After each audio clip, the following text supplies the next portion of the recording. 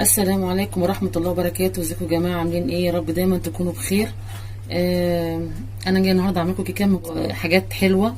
يا ريت تشوفوها وتتابعوها. يعني انا هقول لكم المكونات بتاعتها.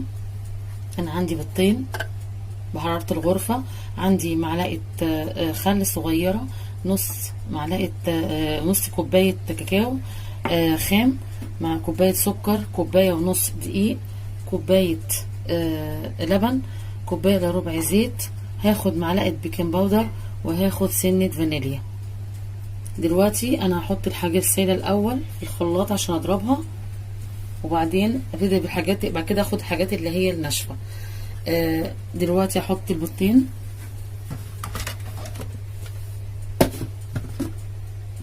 في الخلاط بتاعي كده،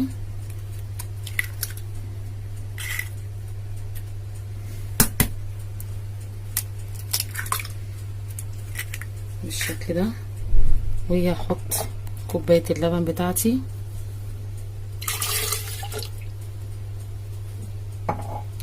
كوباية السكر،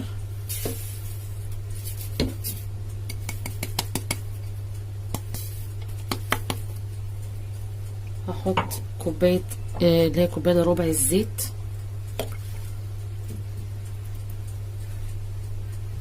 مع معلقة بيكنج باودر ممسوحة،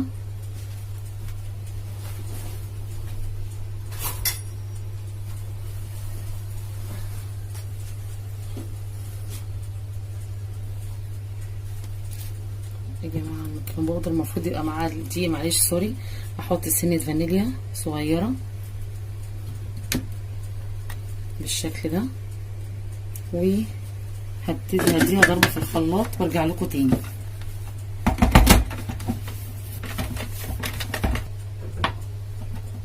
وانا بضرب كده يا جماعة في الخلاط،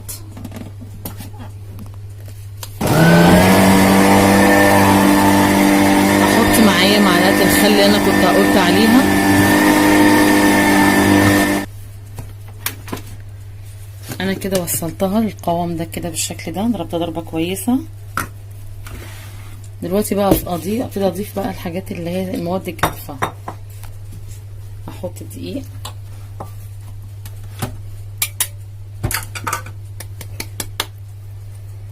وهضيف الكوبايه ونص دقيق بتاعتي، احط عليهم النص كوبايه اللي هي الكاكاو الخام، وهحط عليهم المعلقه اللي هي بتاعه البيكنج باودر بتاعتي، وهقلبهم كويس كده. وهحط سنه ملح صغيره او ذره صغيره، دي سنه بس يا جماعه. هقلب المواد دي كلها على بعضيها كده بالشكل ده.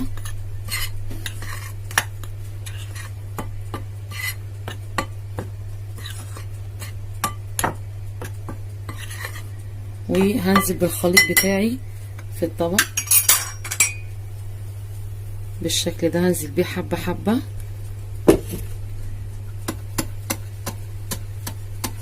بالشكل ده، وفي اتجاه واحد علشان ما اخرجش منها الهواء.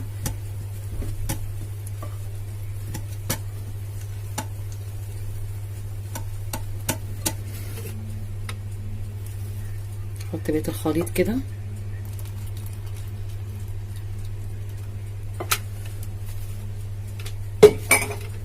اقلبها كويس بقى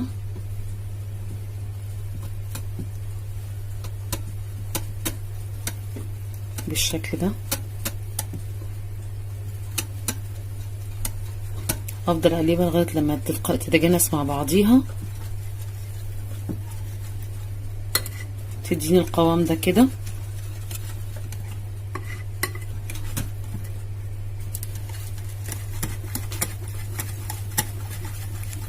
قلبيه حلو قوي علشان تديكي قوام حلو.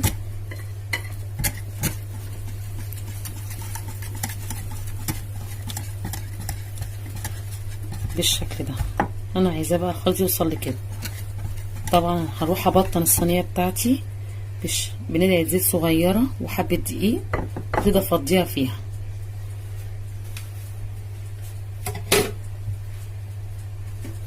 الصينيه بتاعتي اهي،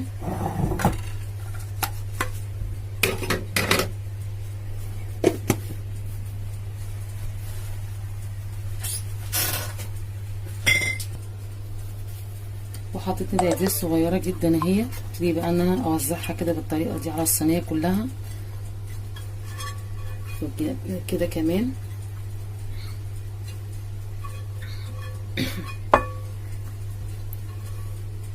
بالشكل ده. واروح احط معلقه دقيق صغيره كده بالتبطينه بتاعتي.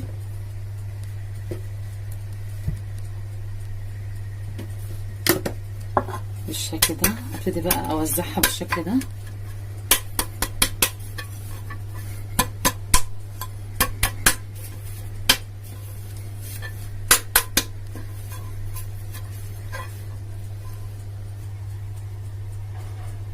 انا كده بطنت الصينيه بتاعتي بمعلقه زيت ومعلقه دقيق صغيره، وابتدي بقى انزل الخليط بتاعي كله في الصينيه بالشكل ده.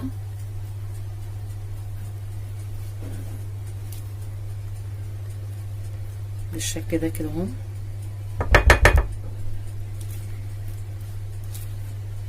واحطها في الفرن على درجه 180 درجه، واحطها رف اوسط تاخد تستوي من تحت، وبعد كده اولع عليها الشوايه من فوق تاخد لون حلو واطلعها.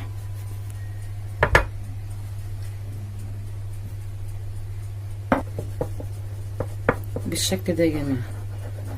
ازاي كده عشان اظبطها وادخلها بقى الفرن. ما اطلع من الفرن اوريكم شكلها النهائي. انا كده حطيت الصينيه بتاعتي في الفرن. طبعا مش هفتح عليها لمده نص ساعه الاول.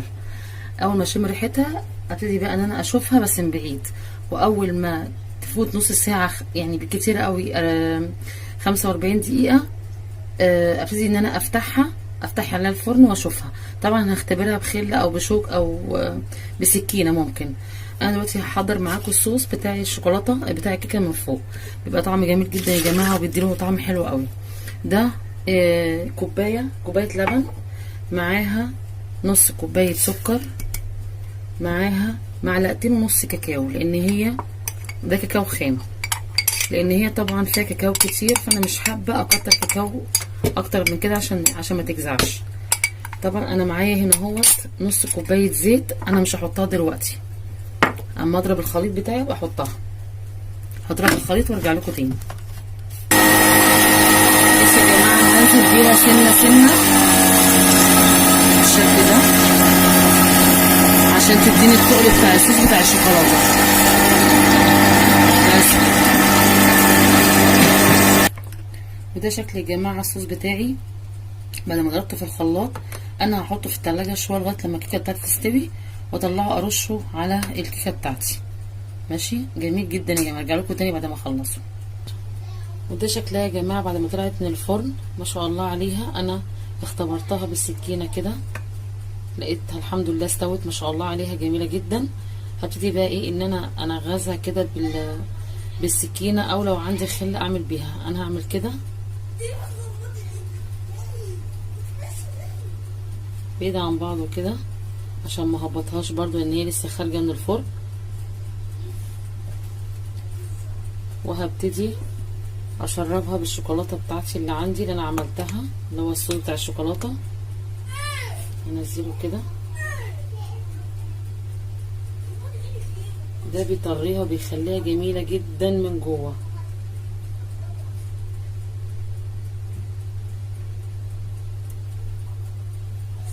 بالشكل ده.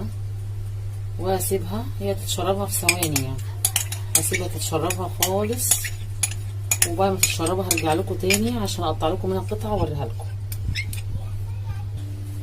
ورجعت لكم تاني يا جماعه بعد ما اتشربت هي الشوكولاته بتاعتها كلها وهديت شويه.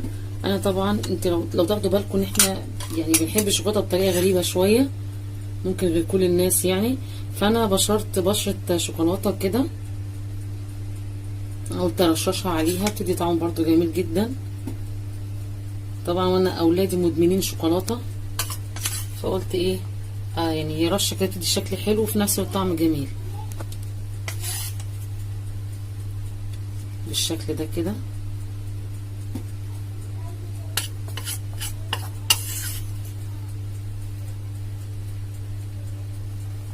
بس خلاص كده حلو قوي كده. ابتدي بقى اقطعها لكم بسم الله الرحمن الرحيم. بالشكل ده يا جماعة، طرية جدا وهشة جدا جميلة جدا.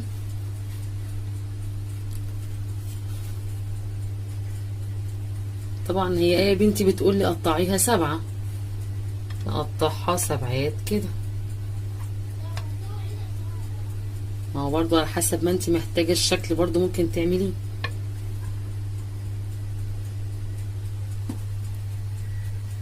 بالشكل ده. بصوا يا جماعة، هي عاملة زي التورته بالظبط او زي الجاتوه، يعني شكلها رهيب وطعمها احلى.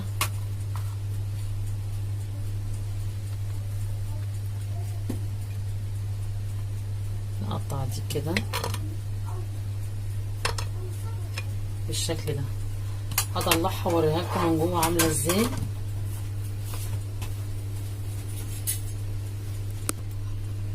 ودلوقتي يا جماعه ده شكلها النهائي، طريه جدا وهشه جدا. وبص عامله ازاي، ما شاء الله لسه هتطلع سخونيه، لسه سخنه شويه، فانا حبيت اوريها لكم. بص سمكها قد ايه، وما شاء الله عليها هشه جدا، وريحتها تحفه. الشوكولاته مخليها ريحتها جميله جدا. فلو عجبتكم بقى متنسونيش في اللايك والشير، وتفعلوا زر الجرس علشان يوصلكوا اشعارات بكل جديد. ما تنسونيش بقى. انا بحب تعليقاتكم جدا، بحب كل الكلام اللي بتقولوه حلو جدا في التعليقات. وده منظرها بعد ما خلصت. اتمنى انها تكون عجباكم، تنال اعجابكم. و السلام عليكم ورحمه الله وبركاته.